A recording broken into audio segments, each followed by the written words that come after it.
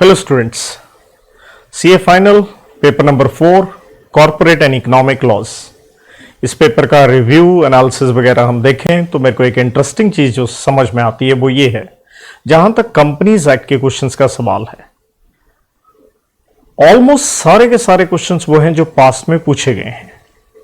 तो ये पेपर मुझे लगता है दो तरह से सिचुएशन बनी होगी। जिन बच्चों ने पास्ट सारे क्वेश्चंस देखे हैं उन्हें पेपर इजी लगा होगा, मैनेजेबल लगा होगा। इजी ना भी कहें, मैनेजेबल डेफिनेटली लगा होगा क्योंकि देखे हुए सारे क्वेश्चन हैं। बट जिन्होंने पास्ट में आए हुए क्वेश्चंस नहीं देखे हैं उनके लिए नेचुरल है, दिक्कत डेफिनेटली रही होगी। कुछ और भी इंटरेस्टिंग चीजें हैं जिसका हम एक एक क्वेश्चन के साथ डिस्कशन करेंगे। मेन जो ये रिव्यू है इस पेपर का, स्पेशली वो बच्चे जिनका अटेम्प्ट आगे आएगा नवंबर 2021 एंड ऑनवर्ड, उनको सीखने के लिए है। जैसे बार बार मैं क्लास में कहता हूं कि ऑब्वियसली मेरा काम है सारे सेक्शंस पढ़ा देना ये वो, लेकिन हर चीज पढ़ाने के बाद स्पेशली कंपनीज एक्ट या कुछ भी हो, मैं हमेशा कहता हूं go through the bare act, go through the rules. तो कहां से कौन से एक वर्ड से पिक करके तो इस तरह के क्वेश्चन उठाए जा रहे हैं इंस्टीट्यूट की तरफ से, जिनका आपको ध्यान रखना और फ्यूचर में देखिए और भी ज्यादा रखना पड़ेगा। तो आइए हम ये जरा डिस्कस करते हैं।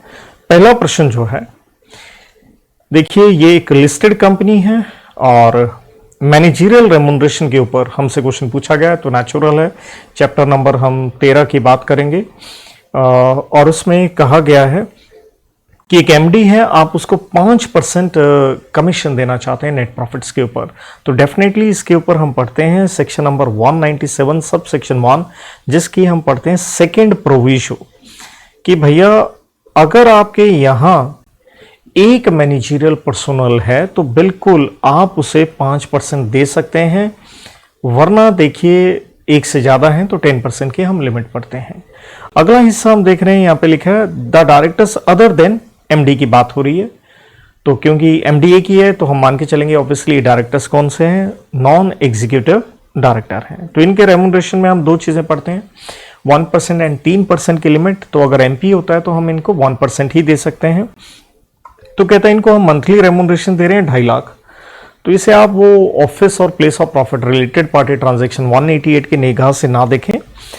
तो कहता है 2.5 लाख दे रहे हैं and also commission 1% of the net profit subject to condition की overall remuneration payable to ordinary directors including monthly remuneration shall not exceed 2% of the net profit.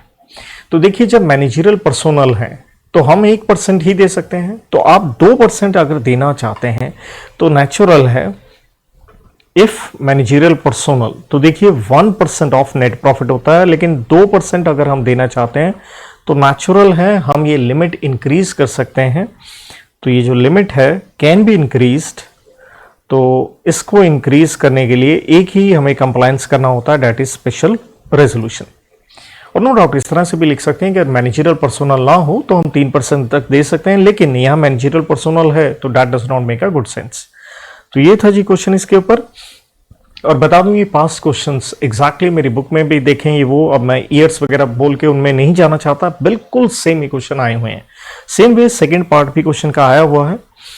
तो आप बोर्ड ऑफ डायरेक्टर्स हैं इस कंपनी के, company which is an MNC, directors Indian भी हैं, foreigners भी हैं। Mister x who is a director on the board is very often on business tour abroad, भी बाहर जाता रहता है। तो यहाँ डेफिनेटली ऑल्टरनेट डायरेक्टर की बात हो रही है। He approached you being legal expert की बताइए भाई ऑल्टरनेट डायरेक्टर से रिलेटेड। तो नेचुरल ऑल्टरनेट डायरेक्टर पे हम पढ़ते हैं 161 सब सेक्शन 2 के ऊपर। तो आपसे पूछा गया है number of directors for which a person say mister Y can be appointed as alternate director. तो एक बार ध्यान से देखिए, हमें यह बताया गया था मिस्टर एक्स एक डायरेक्टर है जो बाहर जाता रहता है। फिर यह पूछा गया explain the following situations and advise mister X suitably. Number of directors for which a person say mister Y can be appointed as an alternate director. तो देखिए अगर हम 165 के हिसाब से कहें तो हर इंसान 20 कंपनियों में डायरेक्टर हो सकता है, लेकिन अगर हम एक ही कंपनी की बात करें, इन वन कंपनी आप ऑल्टरनेट डायरेक्टर बन सकते हैं only for one director. Right. तो इस तरह से दोनों चीजें हम कोट कर सकते हैं। इसके बाद if mister Y is appointed as alternate director in place of a director whose term is indefinite. देखिए ऑल्टरनेट डायरेक्टर तभी होता है जब हिंदुस्तान के बाहर हो कम से कम 3 महीने के लिए, तभी आप ऑल्टरनेट अपॉइंट करते हैं। तो टेन्योर पूछा गया, तो सिंपल सा हम टेन्योर क्या कहेंगे, टिल ओरिजिनल डायरेक्टर रिटर्न्स। तो जब ओरिजिनल डायरेक्टर भारत में आ जाएगा आपका टेन्योर समाप्त हो जाएगा। Question number next please. तो अगले क्वेश्चन में एक इंटरेस्टिंग क्वेश्चन है, अगेन पास्ट में आया हुआ क्वेश्चन है। तो आपसे देखिए ये लिमिटेड है तो पब्लिक कंपनी की बात हो रही है, तो कुछ अपॉइंटमेंट्स हुई हैं, मीटिंग हुई है 1 जनवरी 2021 को। तो ये पास्ट में जो क्वेश्चन आया, अगर इसका आंसर हम देखते हैं, आईसीआई ने जो आंसर दिया था अपने सजेस्टेड आंसर्स में वो गलत है, वो इंटरप्रिटेशन सही नहीं है।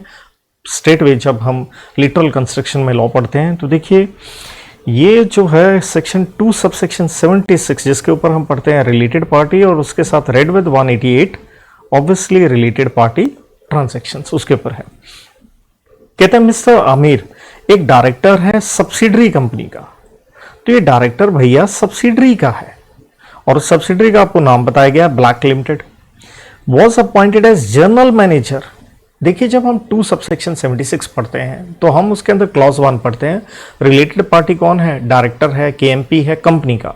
साथ में हम क्लॉज 9 में पढ़ते हैं होल्डिंग कंपनी का भी डायरेक्टर और केएमपी रिलेटेड पार्टी होता है, लेकिन यहाँ पे डायरेक्टर सब्सिडरी का है।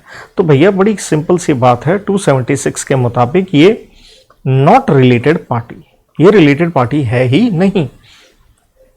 तो कहता ये अपॉइंट हुआ है कंपनी में जनरल मैनेजर, आपने जनरल मैनेजर अपॉइंट किया है ऑन ए सैलरी ऑफ 1,75,000। तो ये रिलेटेड पार्टी नहीं है। तो नेचुरल है, हम जब बात करते हैं 188 में ऑफिस और प्लेस ऑफ प्रॉफिट, तो उसके साथ ये सब कुछ आप लिख सकते हैं, लेकिन ये रिलेटेड पार्टी है ही नहीं। देन दूसरा हिस्सा कहता है कुमार अपॉइंट हुआ है प्रोडक्शन मैनेजर।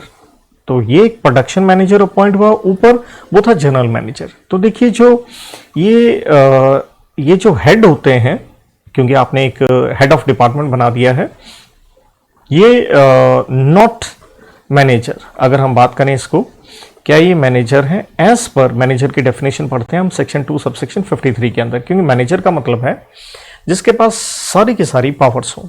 तो ये सिर्फ आपने एक डिपार्टमेंटल हेड बनाया तो ये आप मैनेजर नहीं बनते हैं, और मैनेजर नहीं है तो नेचुरल है आप केएमपी भी नहीं बनते हैं। तो ये भी चीजें थोड़ी पता होनी चाहिए जिसको आप कोट अप भी कर सकते हैं। तो कहता है ये अपॉइंट किया गया है 1.5 लाख रुपए की सैलरी के ऊपर। देन मिस्टर प्रताप, ये एक रिश्तेदार है किसका? कुमार का, इसका रिश्तेदार है। तो ये प्रताप क्या अपॉइंट किया आपने? डायरेक्टर। अब ध्यान दीजिए कुमार आपने कब अपॉइंट किया था? जनवरी में। डायरेक्टर बना है बाद में, राइट। दोनों डेट्स को अगर हम देख के चलें तो आपसे पूछा गया सबसे पहले तो मिस्टर आमिर जो क्या अपॉइंट हुआ था? मैनेजर अपॉइंट हुआ था। तो पूछा है क्या उसके लिए आपको शेयर होल्डर की अप्रूवल लेनी पड़ेगी? देखिए 188 के मुताबिक हम देखते हैं तो हमें ऑब्वियसली आरपीटी के लिए बोर्ड रेजोल्यूशन चाहिए होता है, लेकिन अगर आप ऑफिस और प्लेस ऑफ प्रॉफिट वगैरह पे आप अपॉइंट करते हैं 2.5 लाख से ज़्यादा की है तो देखिए आपको ऑर्डिनरी रेजोल्यूशन भी चाहिए। तो एज सच ऑब्वियसली हम कहेंगे यहाँ पे क्योंकि रिलेटेड पार्टी नहीं था, सो नॉट ये related party under section 2 subsection 76, तो हमें इस तरह की कोई अप्रूवल नहीं चाहिए होगी।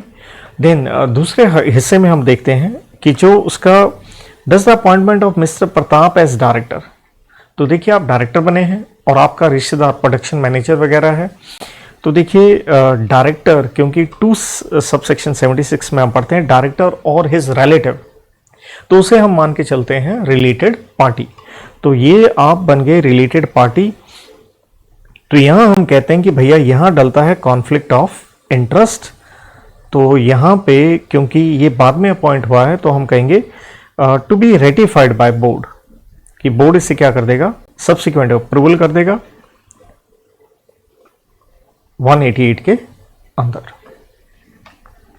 तो अगेन आया हुआ ये क्वेश्चन था। नेक्स्ट क्वेश्चन अगर हम देखें, डेट इज इंटरेस्टिंग वन, क्योंकि पेनल्टीज नॉर्मली बच्चों में आदत होती है छोड़ देने की। तो देखिए बड़ा ही सिंपल जबकि इसका आंसर था।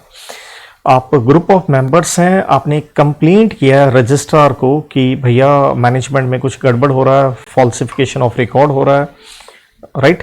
और आपसे पूछा liability of the person for commission of for the commission of the following acts during the course of, obviously तो यहां पे हम बात कर रहे हैं अपने चैप्टर नंबर 14 के ऊपर।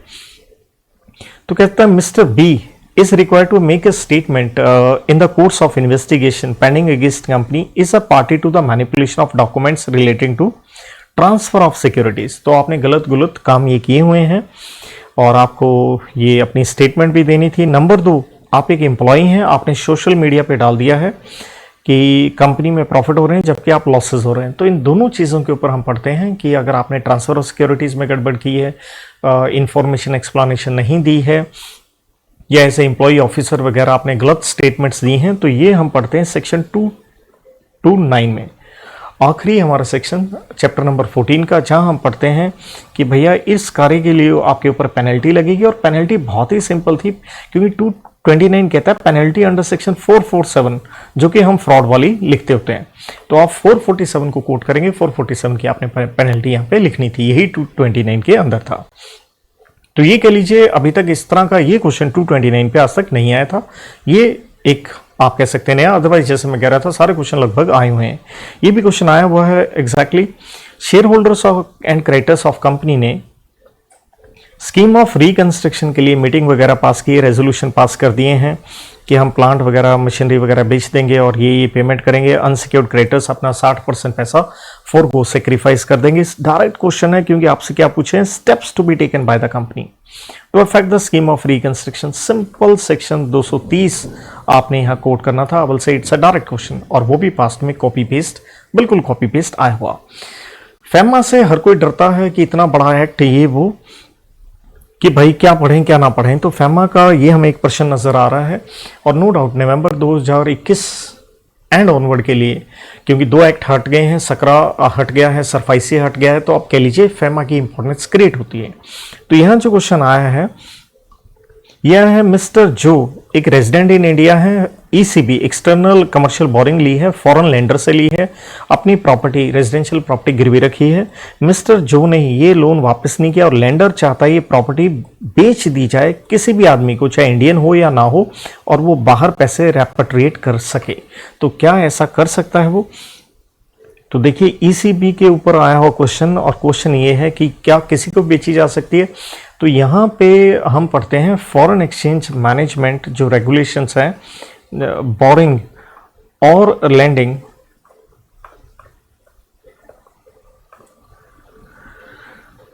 इन फॉरेन एक्सचेंज रेगुलेशंस 2000। तो वहां हम ये पढ़ते हैं ऑथराइज्ड डीलर आपको परमिट कर सकता है कि आप बेच दो, में परमिट किसको? नेचुरल ओवरसीज लैंडर को, कि जो एसेट गिरवी रखा है आप इंडिया में वो बेच सकते हैं। टू सेल इमूवेबल प्रॉपर्टी, लेकिन किसको बेच सकते हैं? That is the main question. Question यही था कि भारतीय रेजिडेंट को या बाहर वाले को? नहीं, only to PRI, person resident in India, and बेच के अपना पैसा बाहर ले जाओ, रेपेट्रिएट। क्योंकि इमूवेबल प्रॉपर्टी इसी तरह से कोई बाहर वाला नहीं खरीद सकता, तो सिर्फ आप इंडियन को ही बेच सकते हैं। तो ये कह लीजिए इससे पहले हमें इस तरह का क्वेश्चन नहीं आया हुआ, बट ये फेमा एक्ट का था। सरफाइसी का बड़ा आसान क्वेश्चन आया कि एआरसी कंपनी है, उसने मैनेजमेंट टेक ओवर कर ली है एक कंपनी की, ताकि क्योंकि सिक्योर्ड एसेट है रियलाइज कर की जा सके। कंपनी इससे नाखुश है, एग्रीव्ड है, तो उसने रिक्वेस्ट किया एआरसी को आप मैनेजर और एडमिनिस्ट्रेटर ना अपॉइंट करें। तो देखिए हम पढ़ के आते हैं सेक्शन 15 में कि अगर जो एआरसी है ना, 2 बातें हैं। अगर कंपनी है तो आप अपॉइंट कर सकते हैं उसके डायरेक्टर, और अगर अदर देन कंपनी होती तो हम वर्ड इस्तेमाल करते हैं एडमिनिस्ट्रेटर। तो यहाँ पे बेसिकली वर्ड डायरेक्टर होना चाहिए था, क्योंकि यहाँ क्वेश्चन कंपनी के ऊपर है।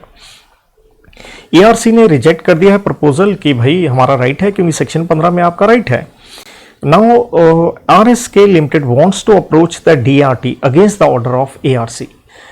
तो ऑब्वियसली अगर आप डीआरटी में अपील भी करते हैं तो आप कर ही नहीं सकते, क्योंकि एआरसी का ये राइट है, वो आपके डायरेक्टर अपॉइंट करेगा और वो मैनेजमेंट टेक ओवर कर लेंगे। तो ये था सेक्शन 15 पे बड़ा आसान क्वेश्चन। देन क्वेश्चन नंबर जो तीसरा है कंपनीज एक्ट के ऊपर आया है, ए पार्ट।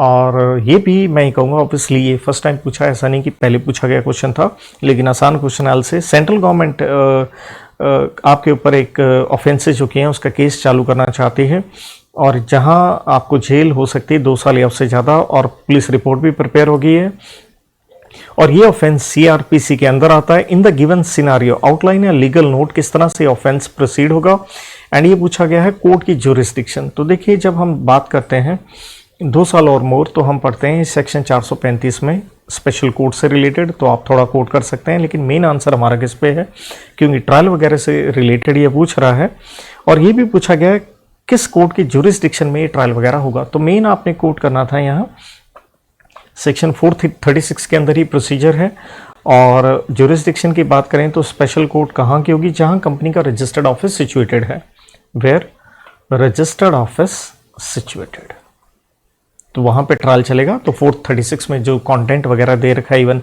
उसके अंदर समरी ट्रायल वगैरह जो भी सारी बात है वो करेंगे। देन सेकंड जो क्वेश्चन है मैं उसे बड़ा इंटरेस्टिंग कहूँगा, नो डाउट बिल्कुल एग्जैक्टली हम ऐसा कहीं पास्ट में नहीं आया हुआ, लेकिन इसके लिए इंटर की नॉलेज होना बड़ा ज़रूरी था, क्योंकि मैं कहूँगा इसके अंदर इंटर की भी थोड़ी बात होगी। कैसे, देखिए, आप एक फॉरेन कंपनी है, place of business in India है, और आप IFRS फॉलो कर रहे हैं एंड फाइनेंशियल स्टेटमेंट प्रिपेयर कर रहे हैं जर्मन लैंग्वेज में। Desires to know the following with regard to submission of financial statements to the ROC in India, its office is in Mumbai. तो पहली बात तो हम जानते हैं कि जो ROC न्यू दिल्ली के पास सारी की सारी फाइलिंग होती हैं, जो कि हम पढ़ के आते हैं भाई, सेक्शन नंबर 381 कह लीजिए, और रूल नंबर 8 के मुताबिक फॉरेन कंपनीज वाले चैप्टर में ऑब्वियसली हम बात कर रहे हैं चैप्टर नंबर 22 की। तो भैया आपसे पूछा गया क्या हम जर्मन लैंग्वेज में फाइनेंशियल स्टेटमेंट दे सकते हैं। तो देखिए, हम 381 के अंदर ये पढ़ के आते हैं कि भैया आपको सर्टिफाइड ट्रांसलेशन इन इंग्लिश, तो उसकी जो कॉपी है वो आपको अटैच करनी पड़ेगी, टू बी अनेक्स्ड, तो उसके साथ सर्टिफाइड कॉपी लगाइए। Number 2, format of IFRS। देखिए, सबसे बड़ी चीज यहां क्या निकल के आती है, और ऑथेंटिकेशन की फाइनेंशियल स्टेटमेंट पे साइन कौन करेगा। तो आपको यही मेन चीज पता होनी चाहिए इन दोनों क्वेश्चन में, कि हम क्या देखते हैं, हम ये देखते हैं फॉरेन कंपनीज के ऊपर सेक्शन 381 के अंदर ही देखते हैं कि फाइनेंशियल स्टेटमेंट से related chapter number 9 to apply, chapter number 9 जो कि आप पढ़ते हैं accounts of companies from section 128 से लेके 138, पूरा का पूरा चैप्टर लगेगा। तो ये उनके ऊपर कह लीजिए क्वेश्चन आ गया, क्योंकि जब हम बात करें, देखिए कि फाइनेंशियल स्टेटमेंट्स का आपका फॉर्मेट क्या होगा, तो हम कहते हैं कि भैया स्केड्यूल नंबर 3 के मुताबिक होगा, और नियर एज पॉसिबल आपको वो फॉलो करना है। और ऑथेंटिकेशन की बात करें तो देखिए, हम पढ़ते हैं इसको सेक्शन नंबर 134 के अंदर कि भाई फाइनेंशियल स्टेटमेंट पे साइन कौन करेगा। तो 134 में हम ये पढ़ते हैं कि कंपनी में अगर चेयरपर्सन है तो नेचुरल है चेयरपर्सन साहब इसके ऊपर साइन करेंगे, और अगर चेयरपर्सन नहीं है तो 2 डायरेक्टर करेंगे, और उन 2 डायरेक्टरों में से एक क्या होना चाहिए, 1 MD अगर कंपनी में हो तो, इफ एनी, साथ में एंड अगर कंपनी में है CEO, CFO, CS if appointed, अगर वहाँ हैं कंपनी में तो ये लोग साइन करेंगे। और यही चीज़ साथ में आप रूल भी कोट कर सकते हैं, रूल नंबर 4 के मुताबिक। और डॉक्यूमेंट्स कहाँ फाइल करें हैं, तो ऑब्वियसली फिर से वही बात करेंगे हम रूल नंबर 8 की, जो कि कहता है ROC न्यू दिल्ली, जिसे हम रेड विथ सेक्शन 380 भी पढ़ते हैं। तो ये थोड़ा सा जैसे कह लीजिए 134 की बात हो रही है, तो एक हल्की सी इन चीज़ों का यूज जरूर है यहाँ पे।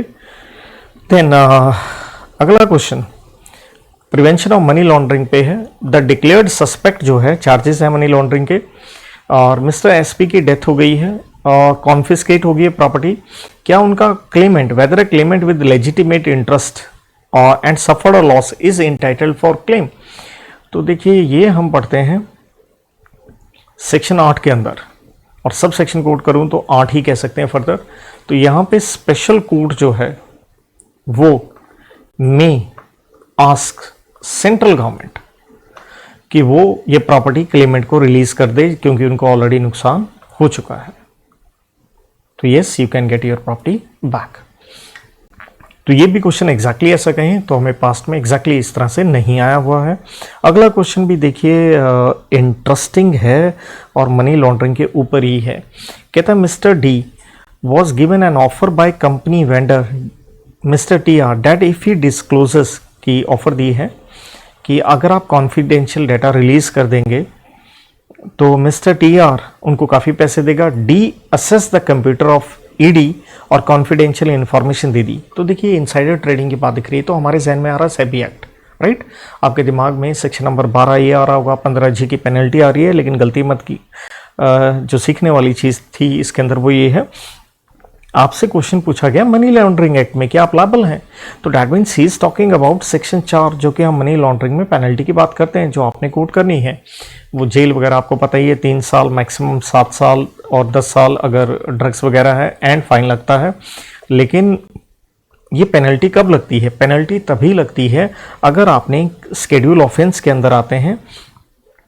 तो क्या ये स्केड्यूल ऑफेंस है? बिल्कुल है, क्योंकि उसके हम पार्ट नंबर ए की बात करें तो जहां 29 पैराग्राफ हम पढ़ते हैं तो पैराग्राफ नंबर जो है पैराग्राफ 11 अगर हम देखते हैं तो सेबी के ऊपर ही है कि इनसाइडर ट्रेडिंग वगैरह करो तो मनी लॉन्ड्रिंग में जो आपने पैसे कमाए हैं तो वो स्केड्यूल ऑफेंस है, मनी लॉन्ड्रिंग में गुनाह है। नंबर 2, क्योंकि आपने यहाँ क्या किया था, एक तो कॉन्फिडेंशियल डाटा दिया था, दूसरा आपने ये जो कंप्यूटर अपने एग्जीक्यूटिव डायरेक्टर का एक्सेस किया without any authorisation.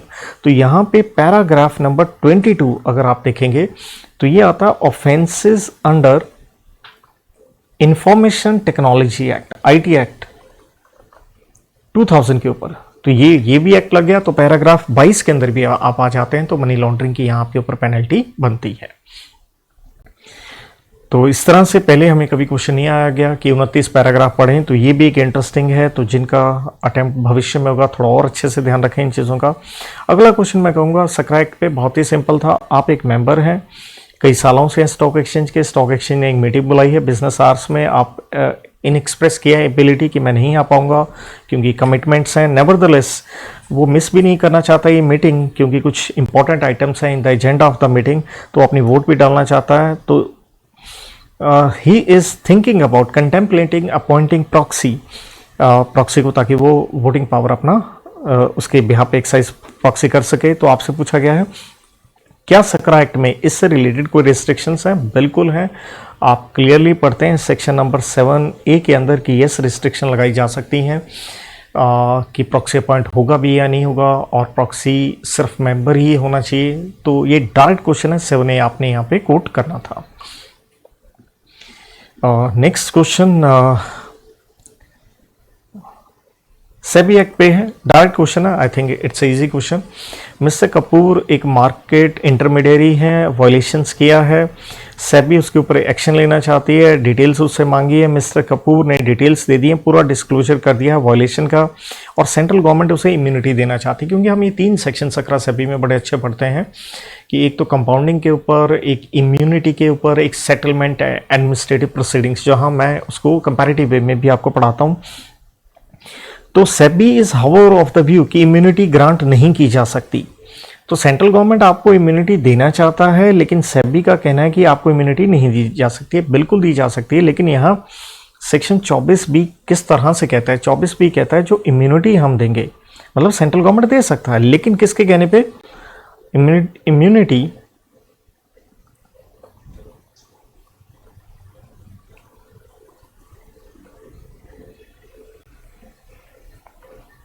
on recommendation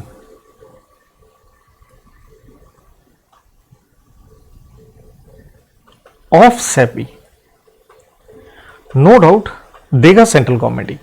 तो सेबी जब तक रिकमेंड नहीं करेगी आप इम्यूनिटी दे नहीं सकते। अगला क्वेश्चन है FCRA का। आई विल से दैट वाज कुछ थोड़ा सा इस पे एनालिसिस करना बनता है। इसमें इंटरेस्टिंग चीज़ क्या थी? मिस्टर रॉबिन फॉरेन कंट्रीब्यूशन मिली है और उसे यूटिलाइज करना चाहते हैं एडमिनिस्ट्रेटिव पर्पसेस के लिए। तो बिल्कुल आप कर सकते हैं। अभी लिमिट 20% वाली है, सेक्शन नंबर 8 के अंदर है, कि आप एडमिनिस्ट्रेटिव एक्सपेंस में इस्तेमाल कर सकते हैं। साथ में आप इन्वेस्ट करना चाहते हैं गोल्ड डिपॉजिट स्कीम में ऑफ अ प्राइवेट एंटिटी, तो हम इसके अंदर रूल नंबर देखिए पहली बात 4 पढ़ते हैं। ये स्पेकुलेटिव एक्टिविटीज में आप पैसा नहीं लगाएंगे, और स्पेकुलेटिव का मतलब क्या कहा गया है, जहां हाई क्या है, रिटर्न है, रिस्क है। तो नो डाउट इसके अंदर क्लियरली कहा गया कि अगर आप मार्केट में, स्टॉक मार्केट में पैसा लगाते हैं, स्पेकुलेटिव आप नहीं लगा पाएंगे, राइट। चिट फंड वगैरह में आप नहीं लगा पाएंगे।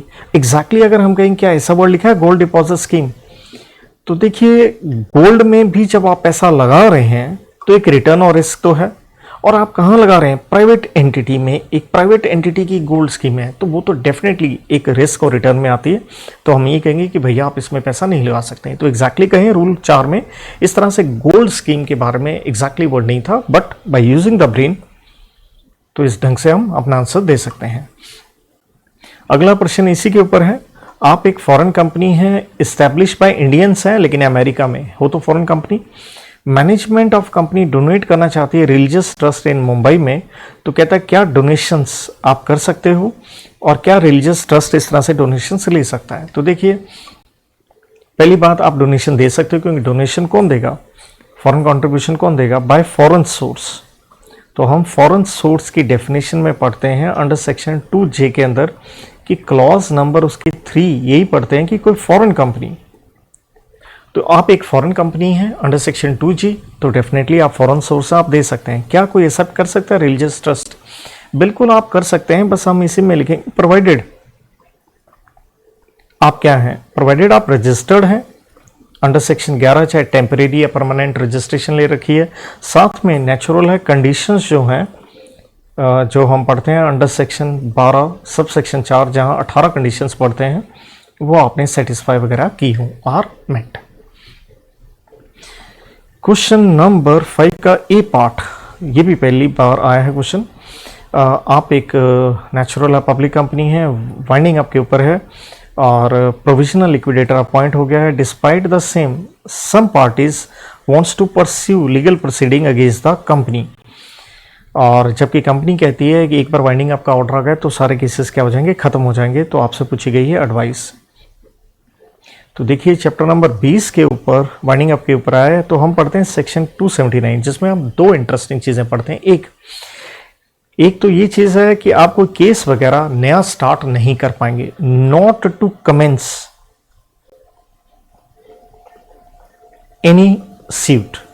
अगर कंपनी के खिलाफ देखिए वाइंडिंग अप का ऑर्डर आ जाता है या प्रोविजनल लिक्विडेटर अपॉइंट हो जाता है, 2 कंडीशन है, दोनों में से कोई भी एक, तो आप नया केस तो कोई स्टार्ट नहीं कर सकते हैं। और दूसरी बात है, अगर कोई पेंडिंग है वो नॉट टू कंटिन्यू वो कंटिन्यू होगा नहीं होगा अनलेस लीव ऑफ एनसीएलटी, जिसका मतलब है एनसीएलटी की परमिशन के साथ ही कंटिन्यू वो हो सकता है। लेकिन इसमें एक प्रोविजन भी कह लीजिए, बट इफ अगर पेंडिंग है केस हाई कोर्ट में या सुप्रीम कोर्ट में है तो वो कंटिन्यू रहेगा, उसके ऊपर कोई रोक नहीं लगेगी। मतलब कोई नया केस नहीं चल सकता। पुराने केस जो है एक तरह से कह लीजिए उनके ऊपर क्या लग गई, स्टे लग गई, वो रुक गए, खत्म हो गए, ये भी कह सकते हैं। तो इस तरह से हमने कोट करना था। नेक्स्ट जो क्वेश्चन है बड़ा इंटरेस्टिंग है। Yes, this is really interesting, क्योंकि एक बार क्वेश्चन पढ़ के ये लगता है कि क्वेश्चन तो किसी और एक्ट का है। देखिए 2 ग्रुप हैं शेयर होल्डर्स के, उन्होंने कंप्लेन किया है आरओसी को कि कंपनी के अफेयर्स ठीक नहीं है और proceedings of the case are before tribunal के पास केस चल रहा है। सिंस द प्रोसीडिंग्स में काफी टाइम लग रहा है, शेयर होल्डर्स ने आपको अप्रोच किया है to advise alternate resolution of dispute. तो यहां बंदे के दिमाग में ये आता है कि भैया ये तो आर्बिट्रेशन एक्ट की बात हो रही है। लेकिन जैसे हम आगे बढ़ते हैं आउटसाइड द रेगुलेटरी जुरिस्डिक्शन की बाहर जाके इसको सेटल कर लें, एंड आपसे पूछा गया time frame by which proceedings can be completed. They also have a doubt that after the final verdict की फाइनल डिसीजन आ गया, क्या ये बाइंडिंग होगा उनके ऊपर या नहीं। तो देखिए हमें पूछा ये गया है you are requested to suitably advise as per Companies Act. So we don't have to go to the Arbitration Act to answer it. तो यहाँ this I'll say it's an interesting question. तो ये 442 मीडिएशन काउंसिल पैनल के ऊपर कि obviously आप कोई भी पार्टी हैं, ट्राइब्यूनल में केस चल रहा है, सेंट्रल गवर्नमेंट में चल रहा है, तो आप एमसीपी के लिए अप्लाई कर सकते हैं और उनका ऑर्डर जो आ जाता है वो ऑर्डर का टाइम पीरियड है 3 महीने के भीतर भीतर आ जाता है।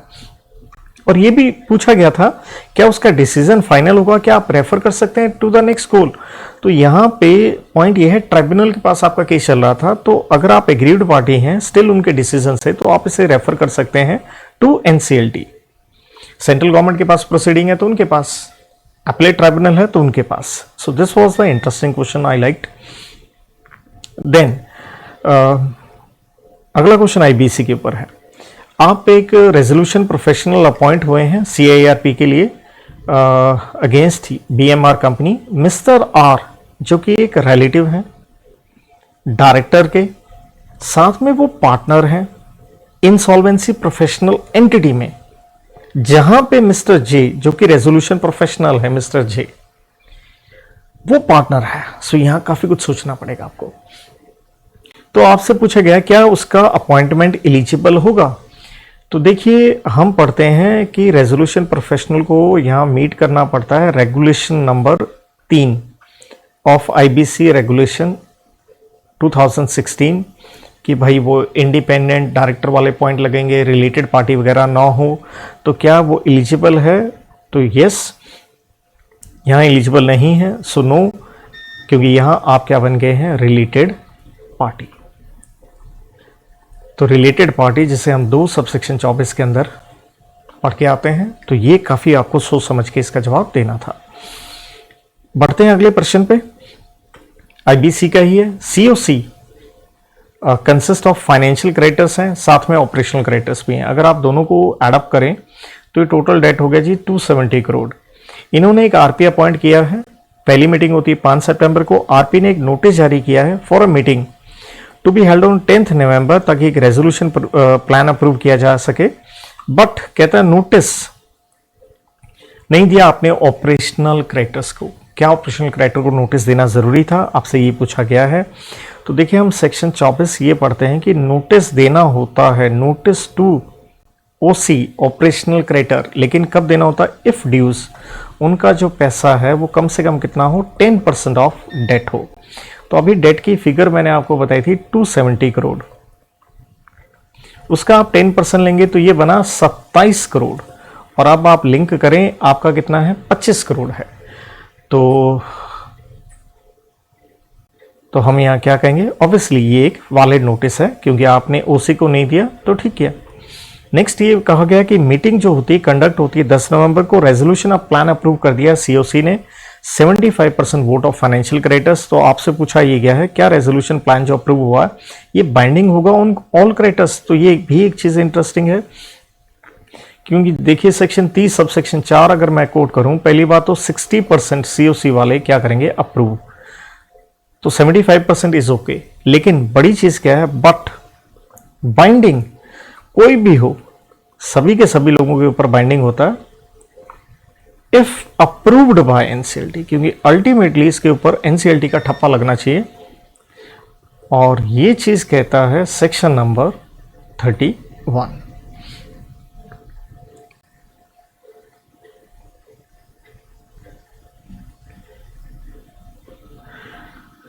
Going to the last question, लंबा चौड़ा जो साइज में हमें दिख रहा है यहां पे, कहता है composition of board of directors. आप एक अनलिस्टेड पब्लिक कंपनी है, 8 डायरेक्टर हैं। मिस्टर आमिर जो है एक नॉन ईडी डायरेक्टर हैं, सिंगापुर में रहते हैं, एड्रेस भी वहीं का है और कंपनी के रिकॉर्ड्स में भी यही एड्रेस है। आर्टिकल्स में लिखा है confers approval of the board for promoting eligible person to the coveted position of general manager, की जनरल मैनेजर अपॉइंट करना है तो सभी का बोर्ड ऑफ डायरेक्टर्स को बीआर पास करना पड़ेगा। तो एक बोर्ड रेजोल्यूशन तैयार किया जाता है, प्रमोट करना चाहते हैं mister Amrish as general manager with effect from the date of approval by the board has been initiated on 1 March and except mister Aamir, जो कि एक डायरेक्टर है, हिंदुस्तान के बाहर हैं। ये सर्कुलेट, बात सर्कुलेशन की आ गई तो हम पढ़ते हैं भैया सेक्शन नंबर कौन सा, 175, और उसका साथ में रूल नंबर 5 भी, जिसे हम क्या कहते हैं, आरबीसी, रेजोल्यूशन बाय सर्कुलेशन। तो वहां हम क्या पढ़ते हैं, हम ये कहते हैं सर्कुलेशन जो करना है, ड्राफ्ट कॉपी, वो किसको करनी है, टू ऑल डायरेक्टर्स, उनका जो रजिस्टर्ड एड्रेस है वहां पे कंपनी के पास, जैसे यहाँ पे ये आदमी चाहे बाहर का था तब भी इसको दिया जाएगा। और रूल 5 में कैसे लिखा है कि आप उसको, जैसे यहां लिखा है कि आपने हैंड डिलीवरी से 3 डायरेक्टर्स को भेजा है, देखिए भेज सकते हैं, रूल 5 में लिखा है, 175 में लिखा है। 2 डायरेक्टर बाय कुरियर, ये भी अलाउड है।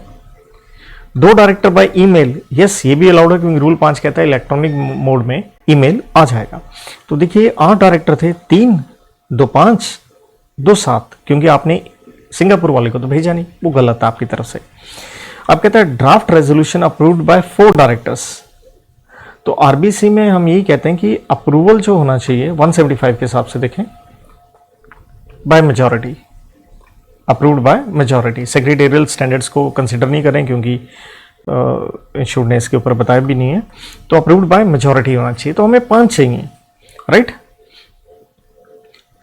तो कहता होता क्या है, approved by, was approved by 4 directors on 5 March, 2 director on 7 March and finally by chairman on 10 March. तो ध्यान दीजिए 4 ये हो गए, 2 ये हो गए, 6 हो गया, मेजॉरिटी तो यहां बनी गया।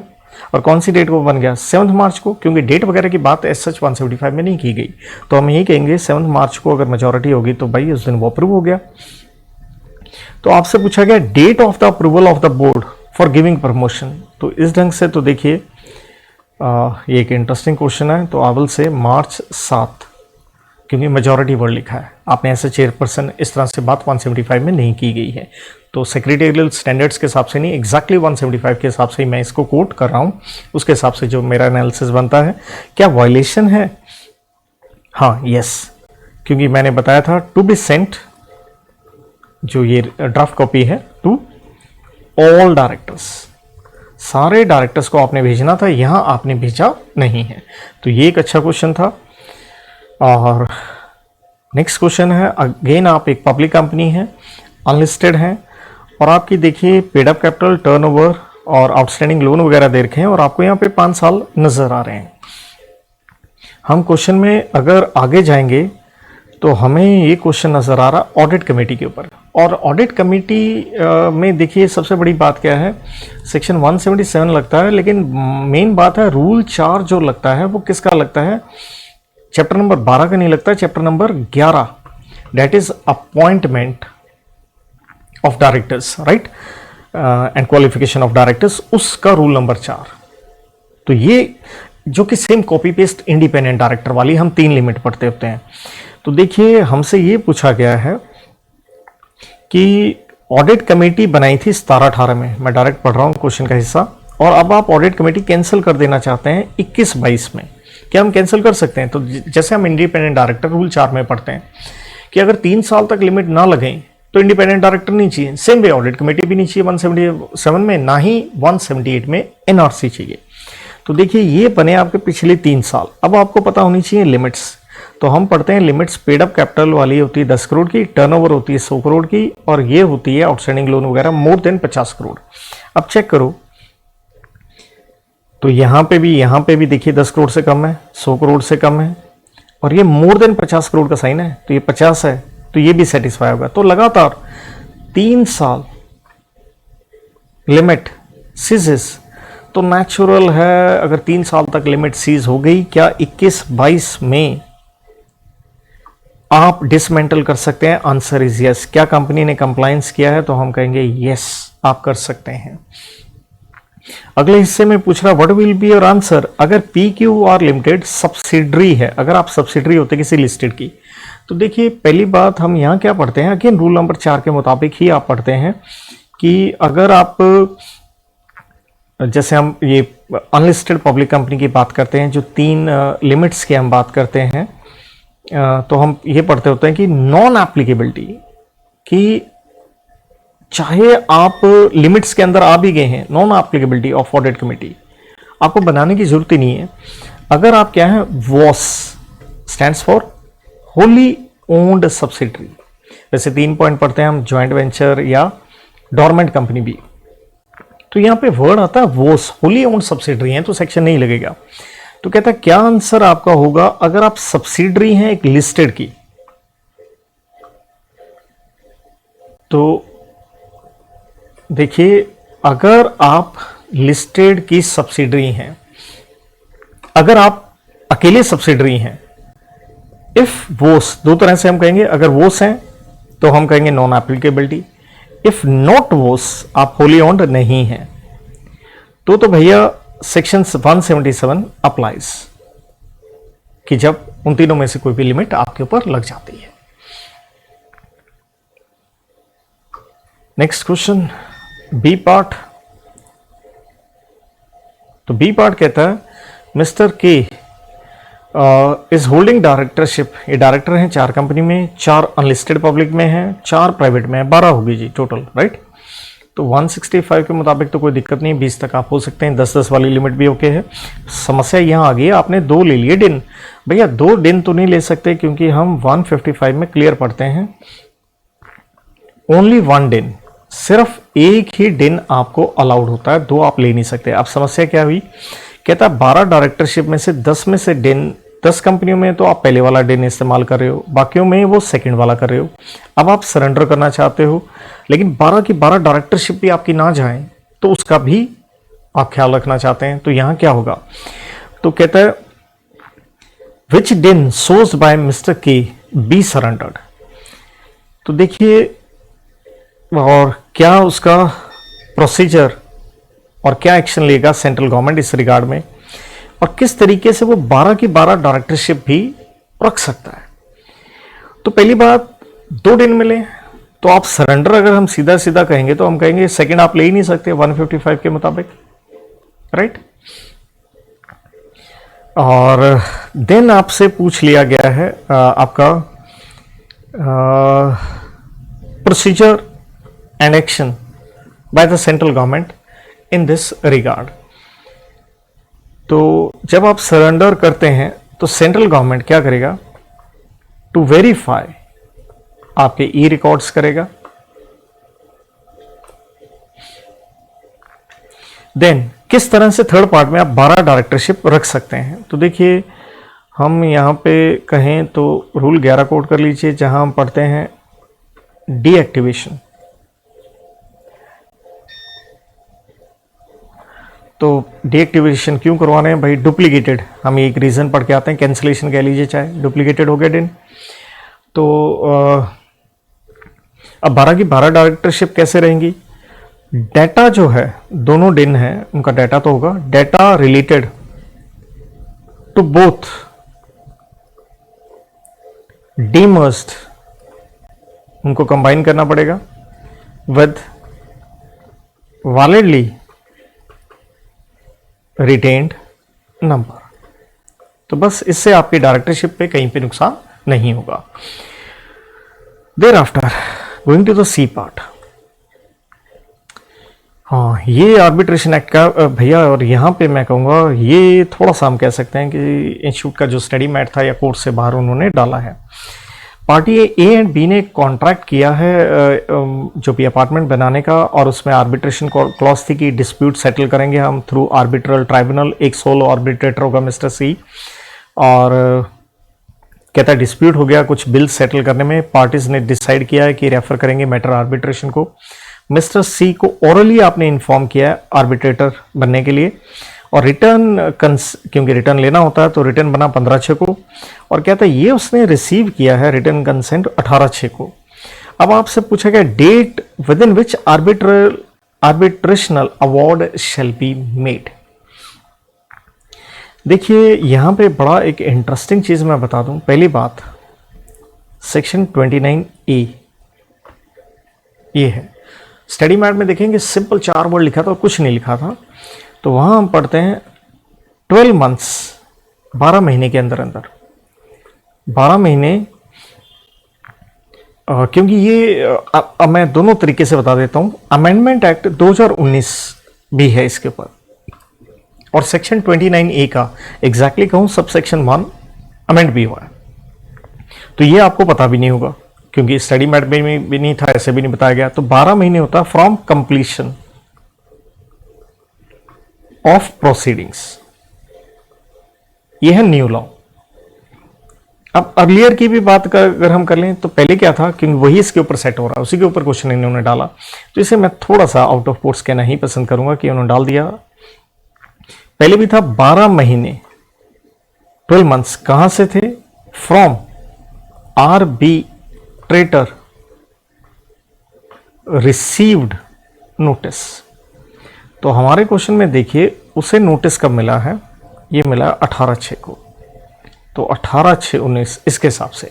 और ये भी पूछा गया क्या पार्टीज बाय कंसेंट इसे एक्सटेंड कर सकते हैं, तो 29A सब सेक्शन 4 में लिखा है 6 महीने, तो इसे मैं आउट ऑफ कोर्स कहना पसंद करूंगा बिकॉज ये स्टडी मैट वगैरह में ये कहीं नहीं आपने मेंशन किया।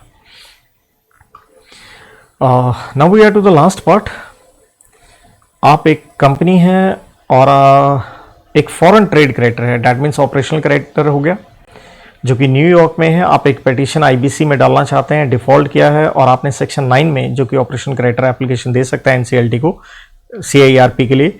Foreign company was not having any office और बैंक अकाउंट, आपका ना ऑफिस है ना बैंक है इंडिया में, दैट इज इसी के ऊपर क्वेश्चन है, इसलिए आप सबमिट नहीं कर पाए, सर्टिफिकेट फ्रॉम फाइनेंशियल इंस्टीट्यूशन नहीं दे पाए as required under the code. लेकिन देखिए सर्टिफिकेट फ्रॉम फाइनेंशियल इंस्टीट्यूशन होता है, लॉ में साफ लिखा है इफ अवेलेबल, क्योंकि स्टार्टिंग में नहीं होता था लेकिन पहले काफी अर्सा हो गया अमेंडमेंट आए कि अगर अवेलेबल हो तो आप इसे दे दीजिए।